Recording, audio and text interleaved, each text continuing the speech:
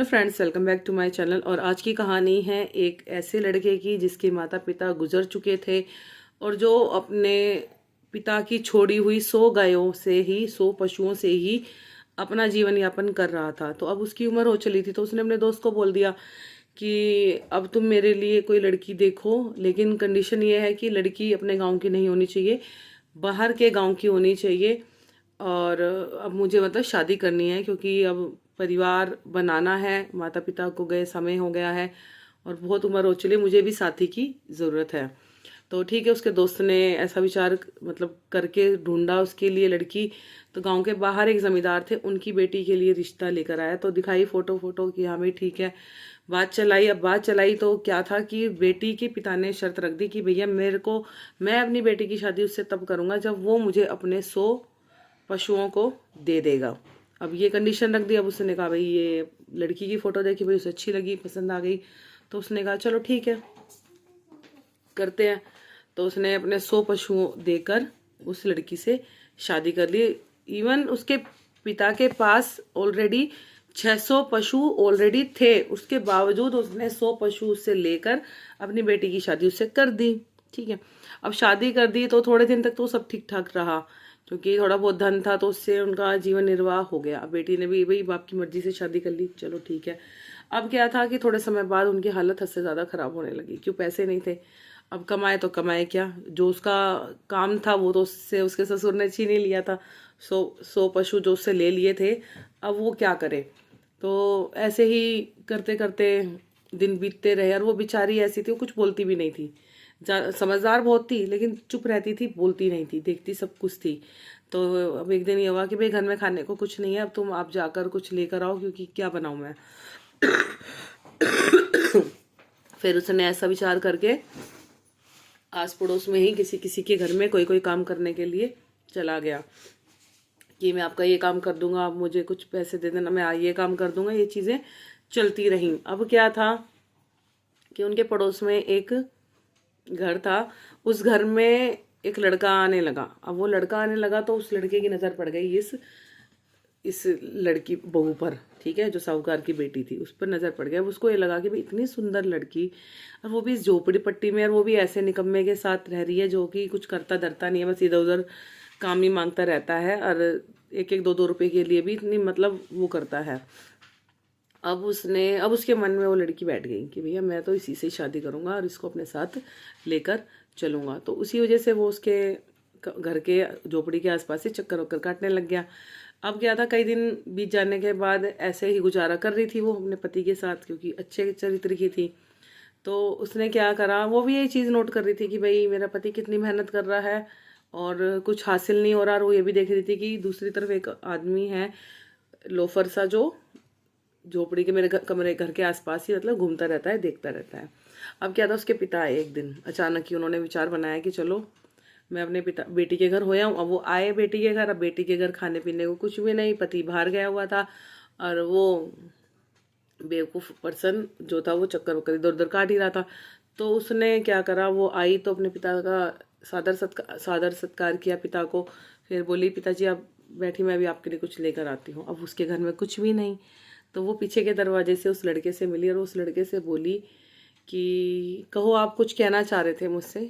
तो हाँ, वो कहना लगा कि हाँ, मैंने कोशिश तो बहुत करी आपसे बात करने की, लेकिन आपसे बात हो नहीं पाती है। मैं ये कह रहा हूँ, आप इतनी सुंदर, इतनी सुशील हैं, और आप इस झोपड़पट्टी में रह रही हैं। अगर आपकी आज्ञा हो तो मैं आपसे शादी करना चाहता हूँ और आपको अपने साथ ले जाना चाहता हूँ शहर। अब उसने बोला कि ठीक है, मैं चलूँगी तुम्हारे साथ, लेकिन उससे पहले मुझे तुम जाकर थोड़ा दूध और थोड़े चावल ला के दो, मेरे पिताजी घर पे आए हैं, मैं उन्हें कुछ भोजन करा दूँ, उसके बाद मैं तुम्हारे साथ चलूँगी।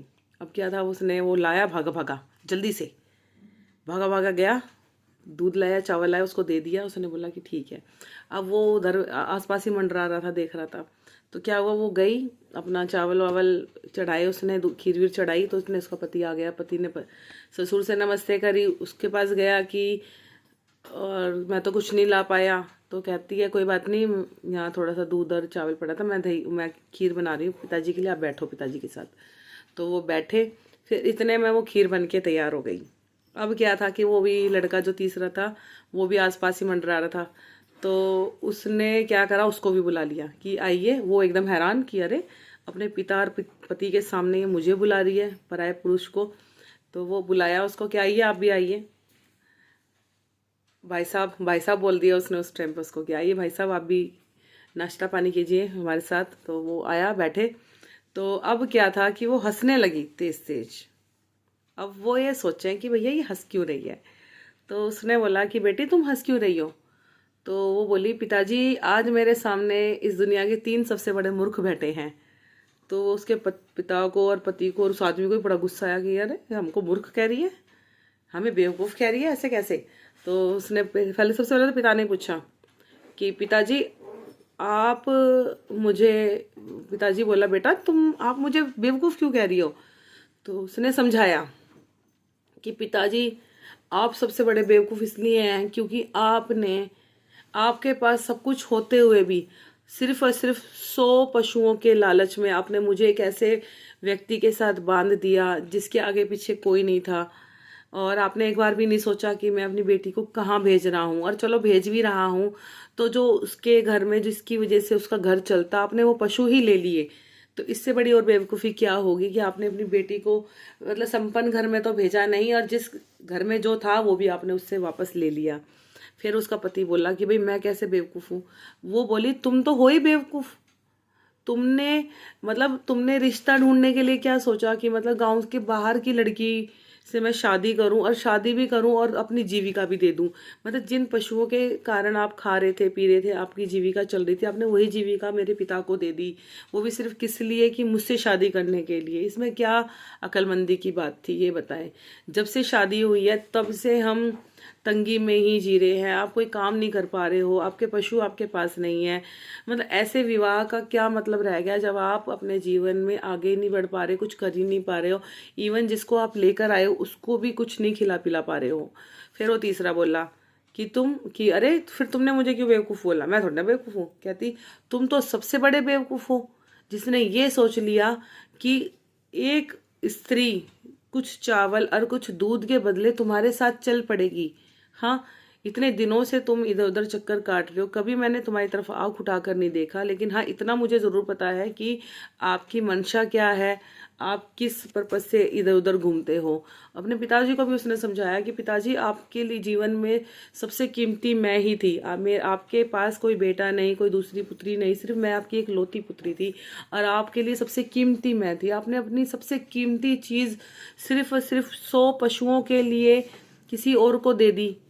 आपने ज़रा भी नहीं सोचा मेरी शादी करने से पहले कि आप कहाँ क्या कर रहे हो। बस आपको 100 पशुओं का लालच था, बल्कि आपके पास ऑलरेडी 600 थी, 600 पशु पहले से ही थे। तो अगर बस यही चीज़ें उसने समझाई, उसके बाद उसके पिता को, पति को और उस आदमी को बुद्धि आई। पिता ने क्या करा, घर जाते ही सबसे पहले उसके जो 100 पशु थे उसके दामाद के, वो उसको वापस करे, ठीक है। और जो अपनी बेटी के लिए सहायता बन सकती थी वो उसने सारी सहायता करी, क्योंकि बेटी चरित्रवान है, बेटी ऐसी नहीं है कि पति का घर छोड़ के पिता के घर आ जाए। पति ने भी दिन रात मेहनत करी, अपने पशुओं को अच्छे से रखा और खूब उनसे इनकम करी, और बहुत अच्छा सुख जीवन यापन करा। और उस तीसरे पुरुष को भी गलती का एहसास हुआ, उसने भी उसको अपनी बहन बनाकर उससे माफ़ी मांगी कि मैंने जो आपके बारे में धारणा, अपने मन में गलत विचार लाया, उसके लिए मैं आपसे हाथ जोड़ के माफ़ी मांगता हूँ। और बस यही कहानी है 3 बेवकूफ़ों की, जो कि अपनी बेवकूफ़ी में लगे हुए थे, लेकिन उस समझदार लड़की ने इन तीनों की बुद्धि ठीक करी। Thank you so much.